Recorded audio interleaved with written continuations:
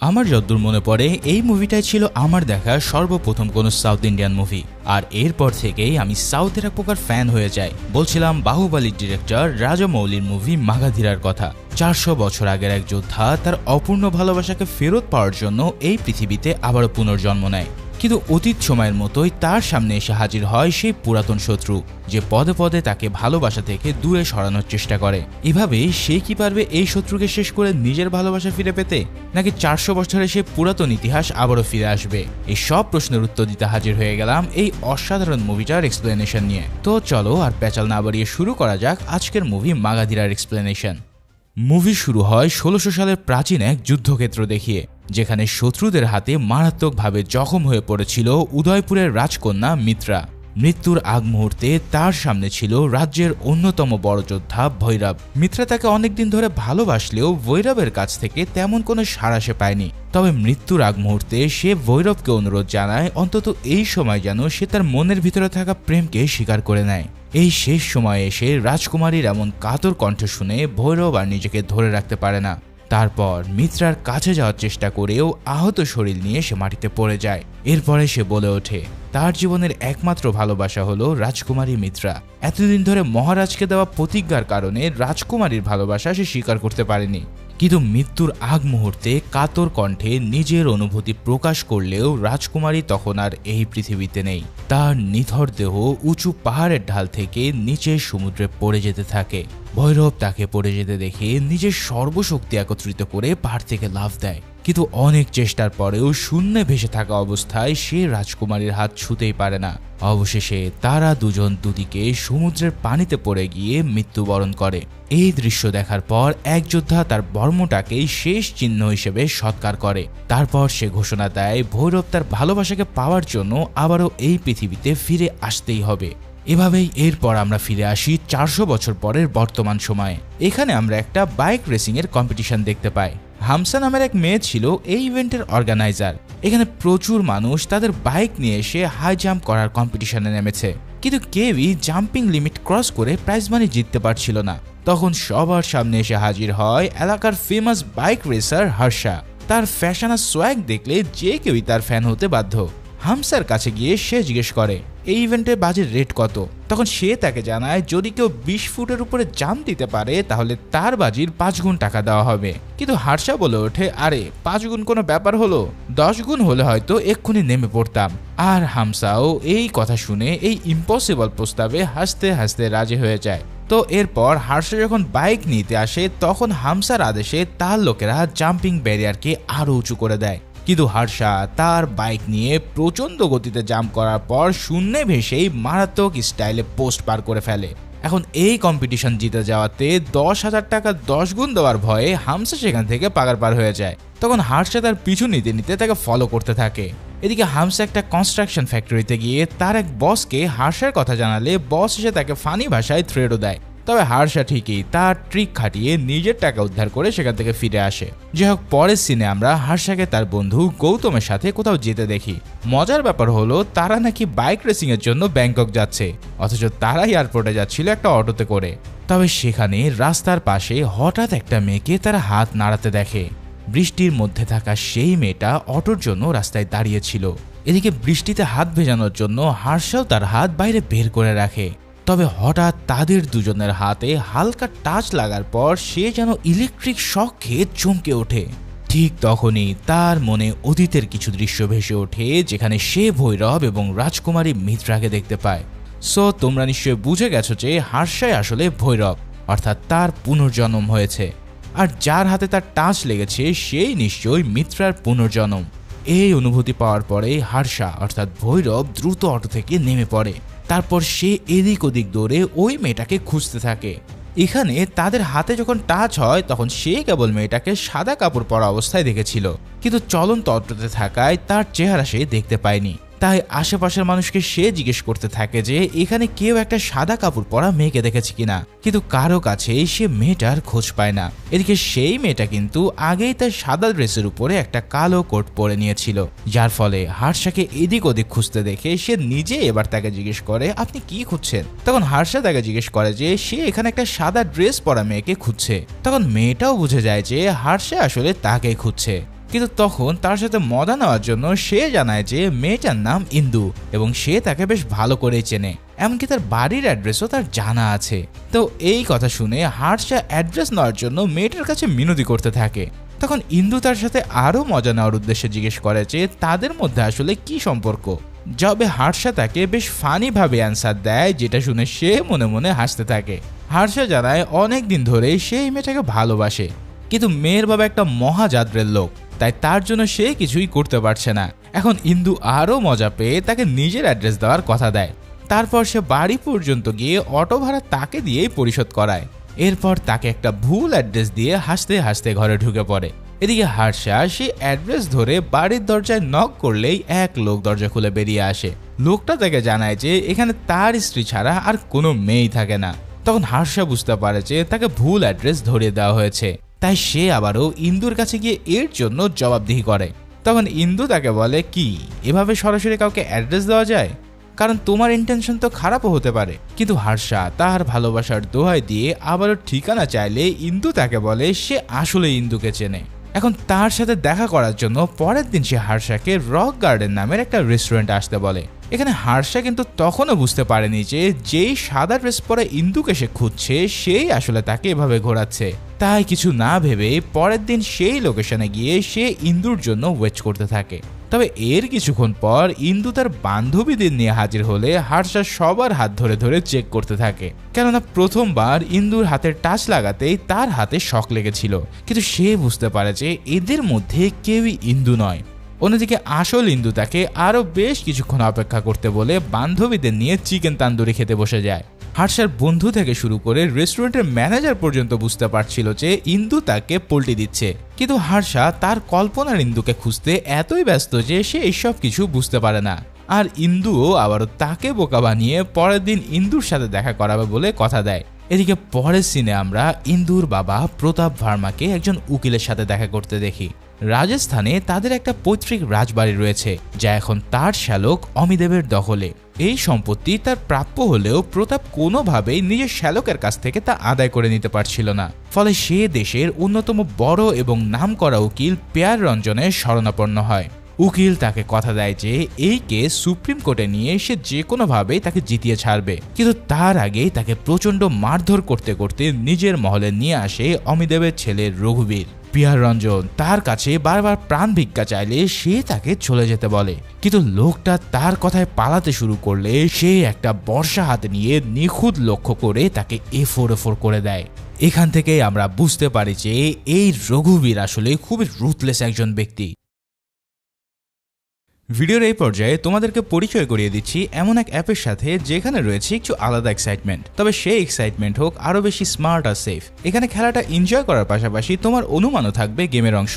এই অ্যাপের সবকিছু সহজ, ঝামেলাহীন এবং সেফ ভাবে করা হয়েছে, তাই শুধু ম্যাচ উপভোগ করো আর অনুমান করে গেম খেলে যাচাই করো তোমার অনুমান কতটা শক্তিশালী। এছাড়াও এখানে লেনদেন করতে পারবে বিকাশ, নগদ এবং রকেট দিয়ে।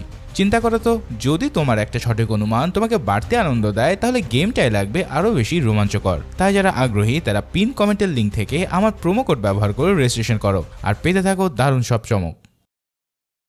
শুধু তাই নয়, উকিলকে মারার পর সে তার বাবাকে বলে প্রতাপ হয়তো এই কেসের জন্য অন্য কোনো উকিলের কাছে যাবে, তাই সব ঝামেলা শেষ করার জন্য তাকেই একেবারে শেষ করে দেওয়া উচিত। এই উদ্দেশ্য নিয়ে নিজের আপন মামাকে মারার জন্য বাবার সাথে তার বাড়ির দিকে রওনা দেয় রঘুবীর। কিন্তু পথের মধ্যে মামাতো বোন ইন্দুকে দেখে তার চোখ থেমে যায়। তাকে এক নজরেই দেখে সে যেন পুরো ফিদা হয়ে পড়ে। তাই সাথে সাথে সে তার বাবাকে বলে যে এই মেয়ে আমার চাই। তখন অমিদেব তাকে বলে যদি সে চায় তাহলে সে তার সাথে রাত কাটাতে পারে, কিন্তু একে বিয়ে করার চিন্তা করতে হলে আমাকে খুন করতে হবে। এই কথা শুনে রঘুবীর লিটারেলি নিজের বাবার বুকে ছুরি চালিয়ে তাকে খতম করে দেয়। তার মানে বুঝতে পারছো এই রঘুবীর কি অন্য লেভেলের জিনিস, কেননা তার কথা হলো একবার সে যা চায় সেটা তার হতেই হবে। তবে তার বাবাকে নিজের হাতে মারার পর সে প্রতাপের কাছে গিয়ে কান্নাকাটি করতে থাকে। সে জানায় তার বাবা কিছুক্ষণ আগে স্বর্গবাসী হয়ে গেছে, আর মরার আগে তার বাবা প্রতাপের সাথে যে অবিচার করে গেছে তার জন্য সে অনুতপ্ত। এমনকি এই রাজমহলও সে এখন তাদের হাতে তুলে দেওয়ার জন্য একেবারে প্রস্তুত। এবার তার মুখে এই কথাগুলো শুনে প্রতাপ যেন পুরোপুরি গলে যায়। সে ভাবতে থাকে যে অমিতাভ যদি তার ছেলের মতো হতো তাহলে কতই না ভালো হতো, কিন্তু সে তো আর জানে না যে এই রঘুবীরের আসল উদ্দেশ্য কি। এভাবে ট্রিক খাটিয়ে রঘুবীর প্রতাপকে হাত করতে সক্ষম হয়। এদিকে ইন্দু যখন পরের দিন হার্ষার সাথে দেখা করতে আসে তখন পথে কিছু বখাটে ছেলে তাকে ভীষণ বিরক্ত করে তোলে। তাদেরকে কোনোভাবে এড়িয়ে সে হার্ষাকে ব্যাপারটা জানায়, কিন্তু হার্ষা এই ব্যাপারে তেমন কোনো পাত্তা না দিয়ে ইগনোর করতে বলে। কিন্তু এই মেয়ে তখন আরো ট্রিক্স খাটিয়ে বলে যে এই ছেলেগুলো ইন্দুর নামেও বাজে কথা বলেছে, তো আর যাবে কোথায়। এই কথা শুনে হার্ষার মাথা তো পুরোই গরম হয়ে যায়, তাই সে তৎক্ষণাৎ ওই ছেলেদেরকে রামধোলাই দিতে থাকে। এখানে তার এই ফাইটিং স্টাইল দেখে ইন্দু আবার তার উপরে ক্রাশ খেয়ে বসে। মানে এতদিন ধরে যাকে সে ঘোরাচ্ছিল এখন সেই তার নিজের প্রেমে পড়ে গেছে। যাই হোক, বখাটের ছেলেগুলোকে 100 ধোলাই দিয়ে ফিরে আসার পর হার্ষা তাকে আবারও ইন্দুর কথা জিজ্ঞেস করে। তখন সে জানায় ইন্দু তার সাথে একটা পার্কে দেখা করতে আসবে। মানে তখনও পর্যন্ত সে নিজেকে রিভিল করেনি, কিন্তু তার হাব ভাব দেখে বোঝা যায় যে শীঘ্রই সে নিজের পরিচয় তাকে জানিয়ে দেবে।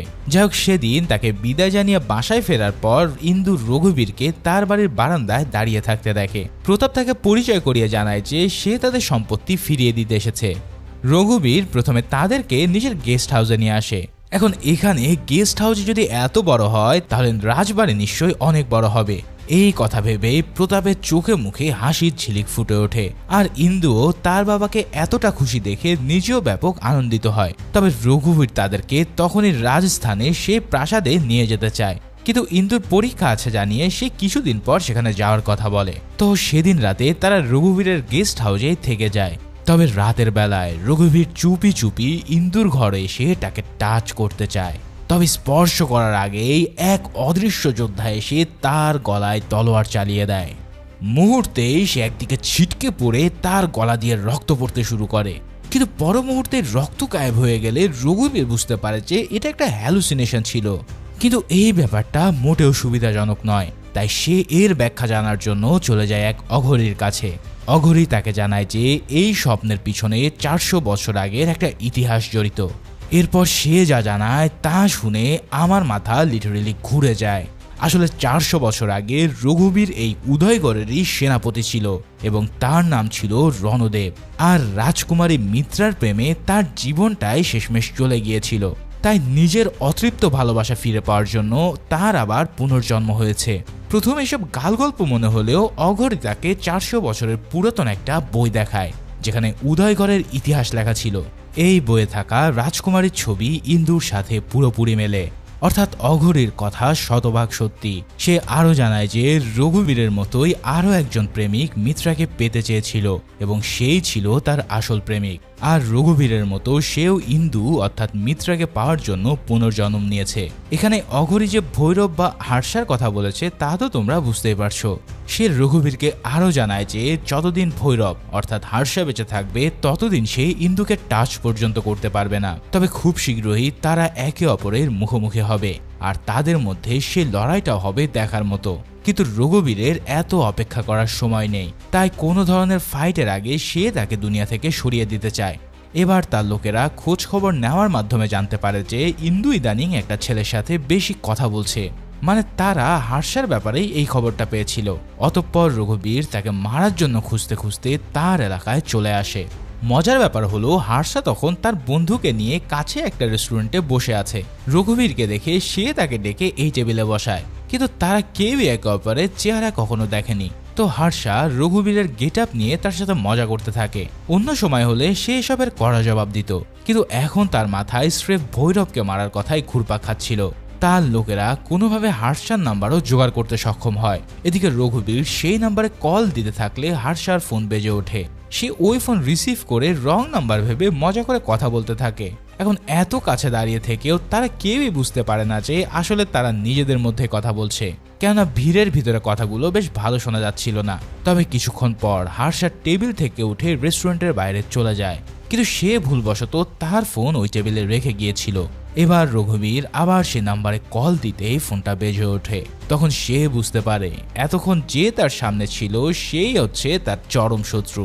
তাই তৎক্ষণাৎ তাকে খতম করার জন্য সে একটা লোহার শিক তুলে নিয়ে তার দিকে ছুঁড়ে দেয়। কিন্তু উপর থেকে এই দৃশ্যটা দেখে একজন লোকের হাত থেকে একটা লাঠি পিছলে গিয়ে নিচে পড়ে যায়। আর লোহার শিকটা সেই লাঠিতে লাগার কারণে পাশের একটা সার্কিট বোর্ডের উপরে গিয়ে পড়ে। এই সময় আবার আশেপাশে থাকা কিছু ঘোড়াও মুক্ত হয়ে ছোটাছুটি শুরু করে। এই ঘোড়াগুলো পুলিশের হওয়ায় ঝামেলা থেকে বাঁচার জন্য হার্ষা একটা বাসের আড়ালে লুকোতে যায়। ঠিক তখনই বাসে বসে থাকা ইন্দুর হাতে আবারও তার টাচ লাগে এবং আবারও আগের মতো সে ইলেকট্রিক শক খায়। তাই এবার তাকে খুঁজে পাওয়ার জন্য সে প্রাণপণে বাসের দিকে দৌড় দেয়। তখন পিছন থেকে একটা ঘোড়াও তার দিকে এগিয়ে আসে। এখানে তার মনে হতে থাকে যে আগের জন্মে হয়তো এই ঘোড়াই তার বাহন ছিল। তাই সে একটা চলন্ত গাড়ির উপর লাফ দিয়ে মারাত্মক স্টাইলে ঘোড়ার উপরে চেপে বসে। এদিকে বাসের ভিতর থেকে বাতাসে ইন্দুর ওড়না উড়ে যায়। তারপর সেটা এসে পড়ে হার্ষার মুখে। তখন ইন্দু জানলার ফাঁক দিয়ে মাথা বের করলে তাকে দেখে হার্ষার হার্টবিট যেন থেমে যায়। মানে এতদিন ধরে ইন্দুর সাথে দেখা করানোর কথা বলে যে তাকে ঘোরাচ্ছিল সেই হচ্ছে আসল ইন্দু। হার্ষা তৎক্ষণাৎ ওড়নাটা নিজের মুখে পেঁচিয়ে ফেলে যাতে ইন্দু তাকে চিনতে না পারে। তারপর সে বাসের পাশ দিয়ে যেতে যেতে তাকে ভালোবাসার কথা জানিয়ে দেয়, কিন্তু ইন্দু সেটাকে ইফটিজিং ভেবে রাগে ফুঁসতে থাকে। তার উপর হার্ষা তাকে বেশ কিছুটা কসরত দেখায়। এরপর সে চলে গেলে ইন্দু স্থির করে যে সে হার্ষাটাকে এই ব্যাপার বলবে। যাই হোক, ইন্দুর আসল পরিচয় জানার পরেও হার্ষা তার সাথে মজা নিতে থাকে। তার কলেজের ক্যাম্পাসে গিয়ে দেখা করার অজুহাতে সে জানায় সে ইন্দুকে নাকি খুঁজে পেয়ে গেছে। এই কথা শুনে তো ইন্দু পুরো থ বনে যায়। তার উপরে হার্ষা আড়াল থেকে ইন্দুর সাথে ফোনে কথা বলার ভান করতে থাকে। এখন আড়াল থেকে এই সব কথা শুনে আবার ইন্দু বেশ জেলাস হয়ে পড়ে। তারপর হার্ষা ফোনে ইন্দুর সাথে একটা পার্কে দেখা করার কথা বলে দৌড়ে সেখানে চলে যায়। আর ইন্দুও তার পরীক্ষা ফেলে লিটারেলি জানলার সিক ভেঙে বেরিয়ে আসে। মানে এরই মধ্যে সে হার্ষার প্রেমে পুরো পাগল হয়ে গেছে। এদিকে হার্ষা সেই পার্কে গিয়ে তার বন্ধুকেই ইন্দু সাজিয়ে তার সাথে রোমান্স করতে থাকে। দূর থেকেও এই দৃশ্য দেখে ইন্দুর রাগে গা জ্বলে যায়। তৎক্ষণাৎ সে কাছে এসে ফেক ইন্দুকে নিয়ে টানাটানি শুরু করে। এভাবে যখন তার মুখ থেকে কাপড় সরে যায় তখনই সে বুঝতে পারে যে আসলে এটা একটা ছেলে। আর হার্ষাও তার সাদা ওড়নাটা বের করে তাকে দেখায়। ঠিক তখনই ইন্দু বুঝতে পারে হার্ষা অনেক আগে তার আসল পরিচয় জেনে গেছে। তো এবার দুজনের কাছে নিজেদের ভালোবাসার কথা ব্যক্ত করে আর তাদের দুজনের মধ্যে একটা রোমান্টিক মুহূর্ত সৃষ্টি হয়। কিন্তু ঠিক সেই সময় পার্কের পাশে দিয়ে যাচ্ছিল ইন্দুর বাবা প্রতাপ। সে এই অবস্থায় তাদেরকে দেখে ভীষণ রেগে যায়। তাই কিছু বুঝে ওঠার আগে সে এগিয়ে এসে হার্ষার মুখে থাপ্পড় বসিয়ে দেয়। তবে হার্ষা এবার তার মুখে 400 বছর আগে রাজা বিক্রমের প্রতিচ্ছবি দেখতে পায়। অর্থাৎ ইন্দুর বাবা প্রতাপেরও পুনর্জন্ম হয়েছে। আগের জন্মেই বিক্রমের জন্যই ভৈরব মিত্রার ভালোবাসা স্বীকার করতে পারেনি। তাই তাকে দেখে হার্ষার মাথায় রাগ উঠে যায়। ফলে সে তার কলার চেপে ধরে তাকে বলে দেয় যে ইন্দুকে তার কাছ থেকে আলাদা করার চেষ্টা করা হলে সে সবকিছু ধ্বংস করে দেবে। তখন আশেপাশে থাকা লোকজন তাদের এই মারমুখী পরিস্থিতি থেকে ছাড়িয়ে নেয়। এদিকে ঘরে ফিরে যাওয়ার পর ইন্দু তার বাবার কাছে হার্ষার আচরণের জন্য ক্ষমা চায়। সে জানায় হার্ষা তাকে হারিয়ে ফেলার ভয়ে এতটা উত্তেজিত হয়ে পড়েছিল। তারা দুজন একে অপরকে ভীষণ ভালোবাসে, কিন্তু যদি তার বাবা চায় তাহলে সে তাকে ভুলে যাবে। এই কথা বলে ইন্দু উপরের ঘরে চলে গেলে হার্ষাও সেখানে এসে হাজির হয়। সে নিজের এই আচরণের জন্য তার কাছে আবার ক্ষমা চায়। প্রতাপ তাকে বলে ইন্দু এই প্রথম তার কাছে কিছু চেয়েছে, তাই তার খুশির জন্য তাদের সম্পর্ক সে মেনে নিতে রাজি। এমনকি দুজনের বিয়েও সে নিজ হাতে করানোর কথা দেয়। তবে তখন পাশ থেকে রঘুবীর এসে হাজির হয়। তাকে দেখে হার্ষা সেই রেস্টুরেন্টে তার আচরণের জন্য ক্ষমা চায়। তবে রঘুবীর তাকে কোনো ব্যাপার না বলে তার হাত থেকে ইন্দুর ওড়নাটি নিয়ে চলে যায়। তারপর হঠাৎ সেই ওড়না দিয়ে প্রতাপের গলা সে চেপে ধরে। হার্ষা তাকে বাঁচাতে গেলে রঘুবীরের লোকরা তাকে চেপে রাখে। আর দেখতে দেখতে রঘুবীর প্রতাপকে শ্বাসরোধ করে হত্যা করে ফেলে। হার্ষা তখন তাকে বাঁচানোর জন্য তার কাছে ছুটে যায়। আর ঠিক এমনই এক সুযোগ নিয়ে রঘুবীরের কথায় বাড়ির চাকররা চিৎকার করে ওঠে। তারা এমন ভাবে ব্যাপারটা সাজায় যেন হার্ষা প্রতাপকে মেরে ফেলেছে। যাই হোক, উপরের ঘর থেকে ইন্দু এসে তার বাবাকে মৃত দেখে এবং হার্ষাকে তার কাছে দেখে ভীষণ ভেঙে পড়ে। মুহূর্তের মধ্যেই হার্ষার প্রতি তার সব ভালোবাসা ঘৃণায় রূপান্তরিত হয়ে যায়। তারপর রঘুবীরের লোকেরা প্রতাপকে ধরাধরি করে হেলিকপ্টারে তুলতে গেলে ইন্দুও তাদের সাথে চলে যেতে থাকে। হার্ষা বারবার তাকে বোঝানোর চেষ্টা করলেও সে কোনো কথায় কান দেয় না। ইন্দু তার মৃত বাবাকে নিয়ে রঘুবীরের হেলিকপ্টারে উঠে পড়ে। অন্যদিকে হার্ষাকে রঘুবীরের লোকেরা চেপে ধরলে সে ফুয়েল পাম্পের পাইপে সজোরে আঘাত করে বসে। এই তীব্র আঘাতের কারণে পাইপে আগুন লেগে গেলে সবাই দ্রুত সরে যায়। তখন রঘুবীর প্রচন্ড আক্রোশে দৌড়ে এসে হার্ষার উপরে হামলা করতে যায়। হার্ষাও তাকে সহজেই এক লাথিতে দূরে ফেলে দেয়।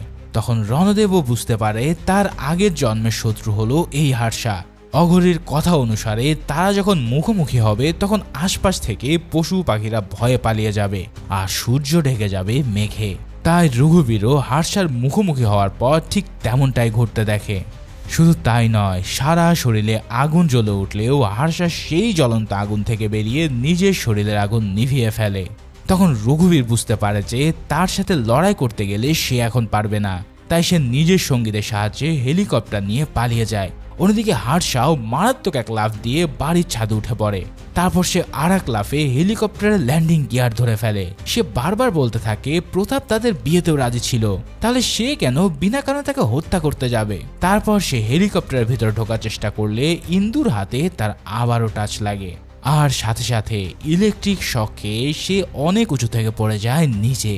ঠিক তখনই আমাদেরকে অতীতের এক ফ্ল্যাশব্যাক দেখানো হয়, যেখানে আমরা দেখতে পাই 400 বছর আগের উদয়গড় রাজ্যের রাজকুমারী মিত্রার জন্য একটা মল্লযুদ্ধের আয়োজন করা হয়েছিল। এই যুদ্ধের দুই প্রতিযোগী ছিল সেনাপতি রণদেববালা আর রাজ্যের সবচেয়ে মহান বীর যোদ্ধা কালভৈরব। ভৈরব এতটাই শক্তিশালী বীর ছিল যে রণদেব সেনাপতি হওয়া সত্ত্বেও সবাই তাকে বেশি শ্রদ্ধা করত। তবে সেই যুদ্ধের ফলাফল কি হয়েছিল তা আমরা একটু পরেই জানতে পারবো। এখন এই যুদ্ধের আগে রাজা বিক্রমের কাছে তার রাজ্যের গণক একটা দুঃসংবাদ নিয়ে আসে।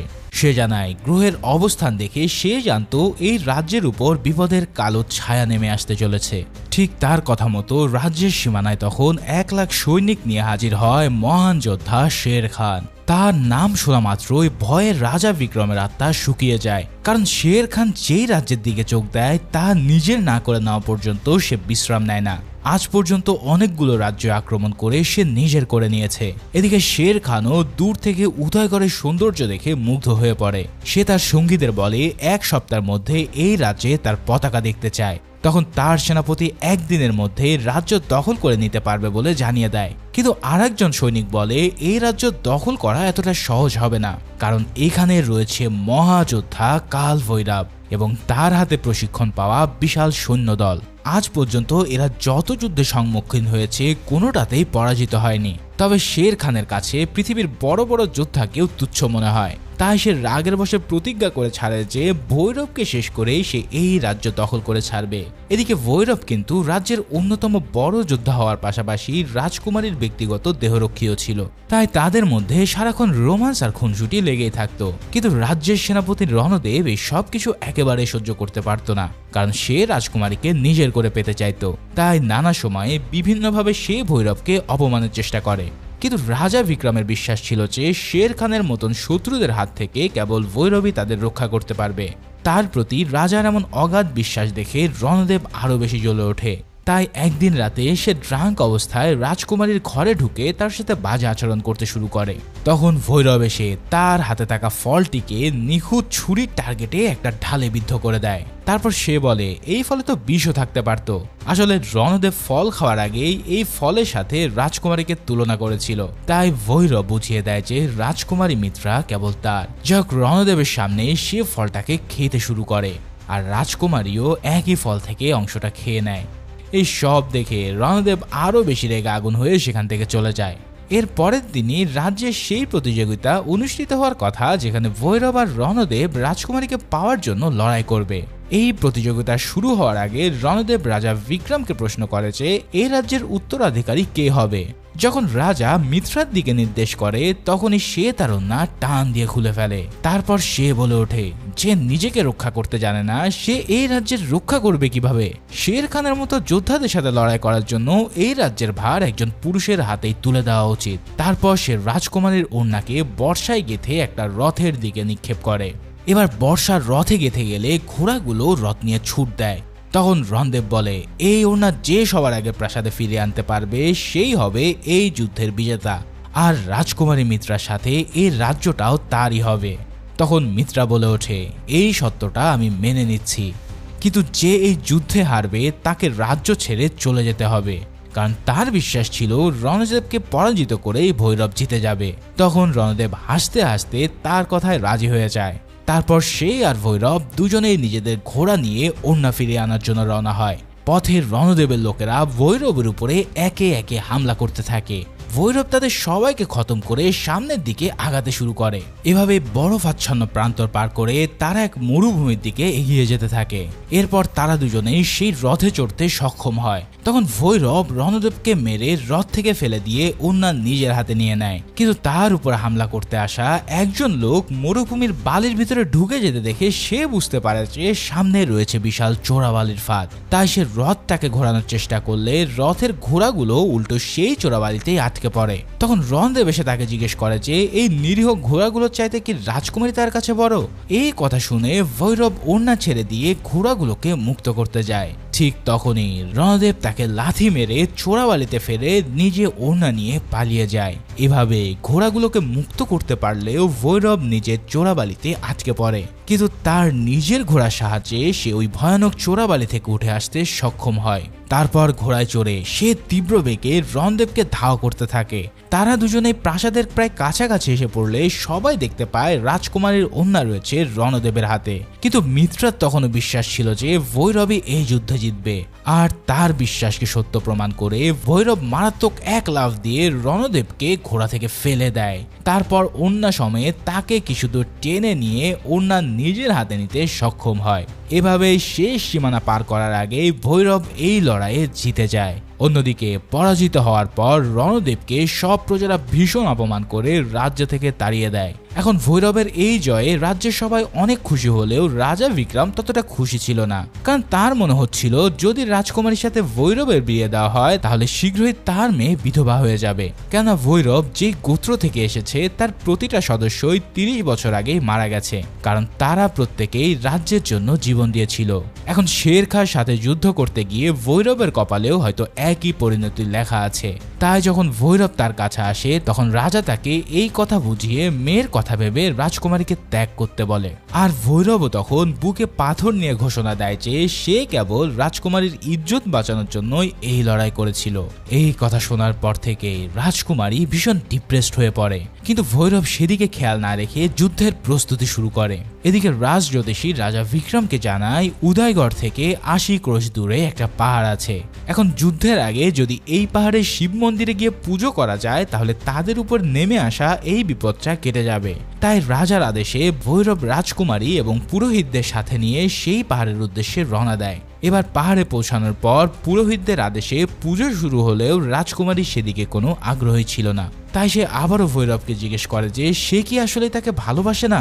যাবে ভৈরব কোনো উত্তর না দিলে সে প্রচন্ড রেগে পুজোর জিনিসপত্র এদিক সেদিক ছুঁড়ে ফেলতে থাকে। এমনকি সে তার কাছ থেকে ছুরি নিয়ে নিজের হাতও কেটে ফেলে। তারপর সে বলে রাজাকে দেওয়ার প্রতিজ্ঞা পালন করার জন্য সবাই তাকে মহান বীর হিসাবে মনে রাখবে ঠিকই, কিন্তু প্রতিজ্ঞার প্রতিটা অক্ষর পালনের সাথে সাথে রাজকুমারীর রক্ত তাকে দেখতে হবে। এই সব কথাবার্তার মাঝে ঠিক ওই সময় হঠাৎ দূরের আকাশ থেকে একটা আগুনের গোলা সেই পাহাড়ের উপরে এসে পড়ে। এদিকে প্রাসাদের একজন রক্ষী রক্তাক্ত অবস্থায় পাহাড়ে এসে পৌঁছায়। সে জানায় যে রণদেব শের খাঁর সাথে মিলে প্রাসাদের দরজা খুলে দিয়েছে। এছাড়াও সব রক্ষীকে তারা মেরে তারা রাজা বিক্রমকেও মেরে ফেলেছে। এখন এই রাজ্যের বিনিময়ে রণদেব কেবল রাজকুমারী মিত্রাকে চায়। এই সব কথাবার্তার মাঝেই পরক্ষণে সেখানে নিজের সৈনিক নিয়ে হাজির হয় শের খাঁ এবং রণদেব। এখানে শের খাঁর আদেশে তার তীরন্দাজ বাহিনী তীরের বৃষ্টি চালিয়ে ভৈরবের সব সঙ্গীদের খতম করে দেয়। এরপর কেবল ভৈরবী নিজের ঢালের সাহায্যে এই হামলা থেকে বেঁচে ফেরে। তারপর শের খান তাকে বলে যদি সে মিত্রাকে রণদেবের হাতে তুলে দেয় তাহলে সে তার প্রাণ ভিক্ষা দেবে। যবে ভৈরবে তাকে ফিরে যেতে বলে এবং এটাও বলে যে অন্যথায় তারা সবাই তার হাতে মারা পড়বে। এমনকি 100 জন সৈনিক একসাথে পাঠালেও সে সবাইকে খতম করে দেবে। এই কথা শুনে তো শের খাঁর মাথা পুরোই ঘুরে যায়। তাই সে বলে ওঠে ঠিক আছে, আমার ফৌজ থেকে 100 জন যোদ্ধাকে আমি পাঠাচ্ছি, দেখা যাক তাদের কতজনকে তুই খতম করতে পারিস। যদি তুই সবাইকে খতম করতে পারিস তাহলে আমি তোর সাথে আছি।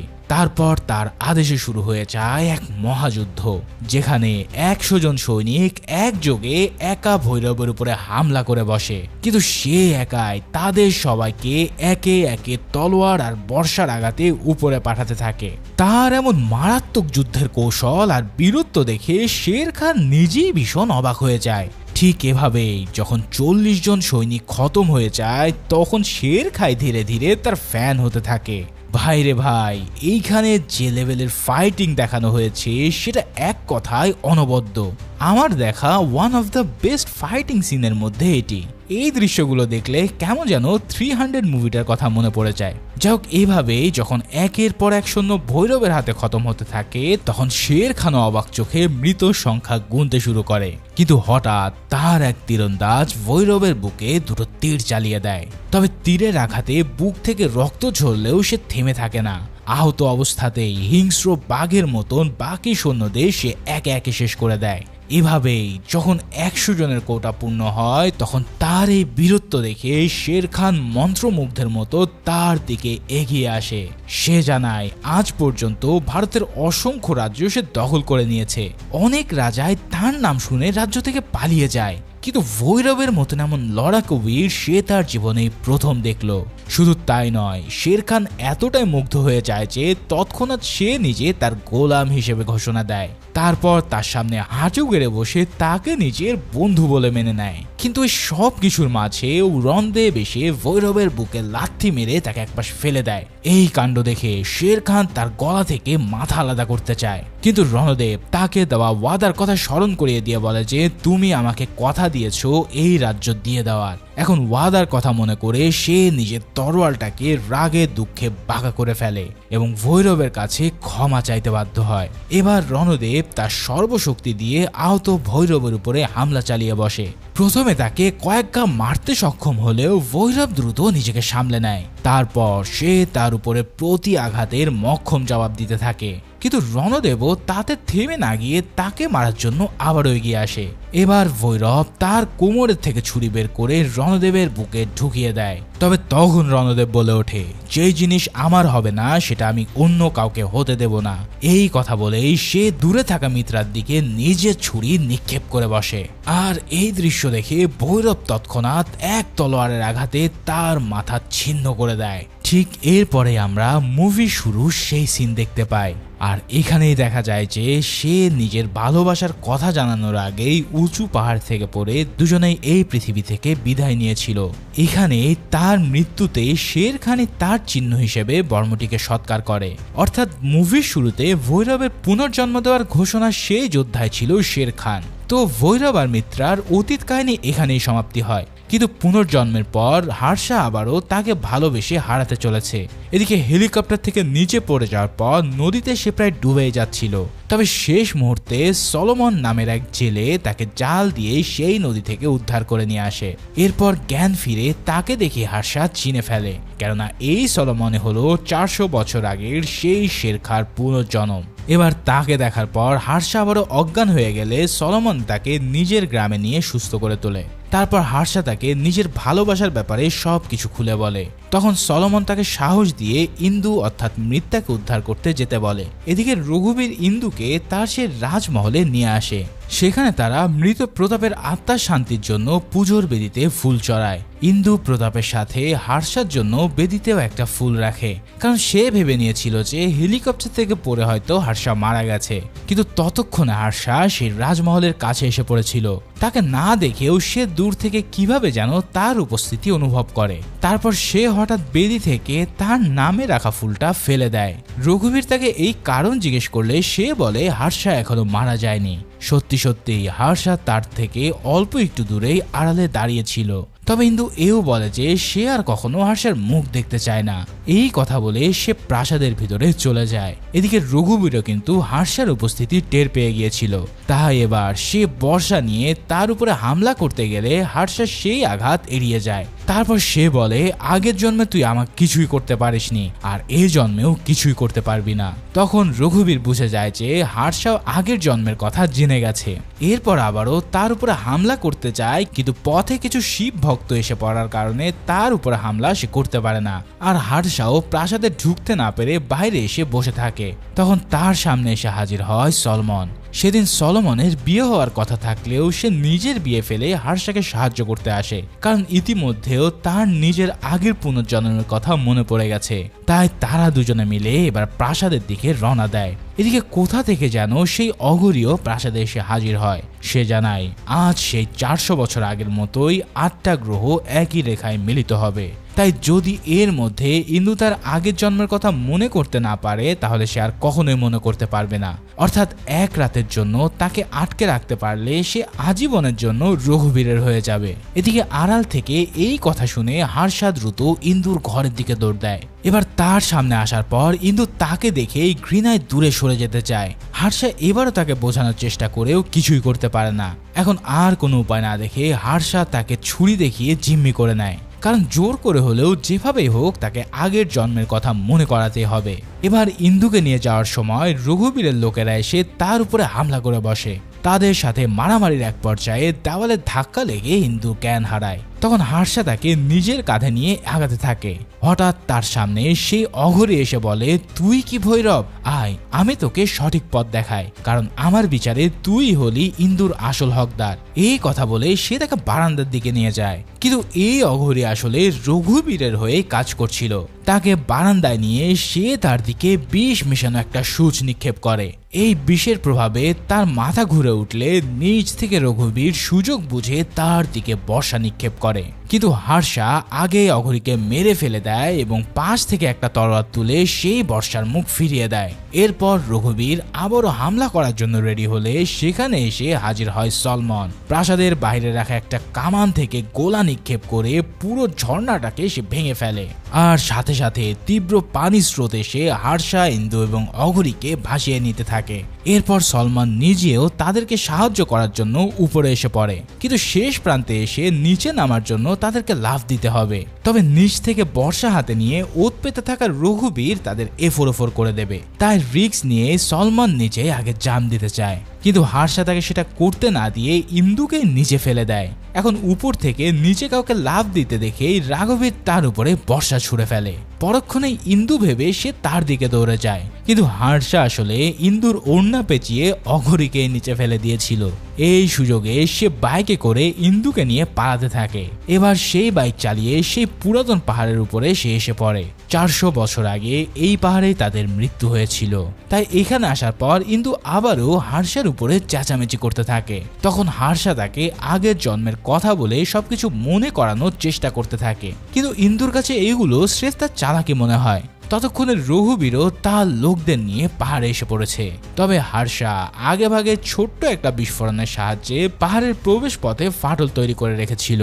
তাই এবার সেখান দিয়ে একটা গাড়ি পার হতে গিয়ে নিচে পড়ে গেলে প্রবেশ মুখে বিশাল এক ফাটল তৈরি হয়। এদিকে হার্ষাও কোনোভাবে ইন্দুকে কিছু মনে করাতে পারছিল না, আর ইন্দুও রঘুবীরের সাথে হেলিকপ্টারে ওঠার জন্য রেডি হয়ে পড়ে। তখন আর কোনো উপায় না পেয়ে হার্ষা পাগলের মতন দামামা বাজাতে শুরু করে, যেমনটা সে 400 বছর আগে বাজিয়েছিল। কিন্তু তাতেও ইন্দুর কিছু মনে পড়ে না। এবার হঠাৎ শিব মূর্তির হাত থেকে ত্রিশূল ছুটে গিয়ে পুরাতন একটা জঞ্জালের উপরে পড়ে। এবার জঞ্জাল ছড়াতেই অনেক বছর আগের একটা পেন্টিং বেরিয়ে আসে, আর সেটা দেখেই ফাইনালি ইন্দুর সব অতীত মনে পড়ে যায়। অতীতের রণদেব তার সাথে যা করেছিল সেটা মনে পড়ার পর সে বুঝতে পারে যে তার বাবাকেও আসলে রঘুবীর মেরেছে।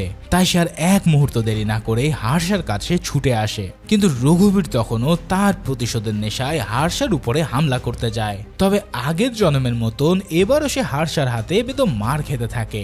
এবার হার্ষা মাটি থেকে পুরাতন এক তলোয়ার তুলে নেয়, যাতে গাথা ছিল স্বয়ং রণদেবেরই সেই মাথা।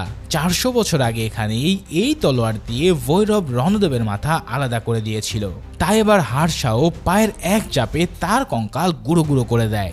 এবার সেই তলোয়ার দিয়ে সে রঘুবীরকেও শেষ করতে থাকে, কিন্তু শেষ চেষ্টা হিসেবে তার পাইলট এসে হার্ষাকে হেলিকপ্টারের ব্লেড দিয়ে মারতে যায়। তখন মোক্ষম সময়ে সলোমন অর্থাৎ শের খান এক গাড়ি নিয়ে এসে মারাত্মক স্টাইলে সেই গাড়িটা দিয়ে হেলিকপ্টারকে বাস্ট করে দেয়। এখন এই লড়াইয়ে জেতার আর কোনো চান্স না দেখে 400 বছর আগে সে যা করেছিল সেটাই আবার করতে চায়। তাই ইন্দুর হাত ধরে তাকে নিয়ে পাহাড় থেকে লাফ দেওয়ার জন্য সে রেডি হয়। তবে দূর থেকে হার্ষা মক্ষম টার্গেটে তলোয়ার নিক্ষেপ করে তার হাত কেটে ফেলে, আর হাত ছিন্ন অবস্থায় রঘুবীর নিচে পড়ে গিয়ে পটল তোলে।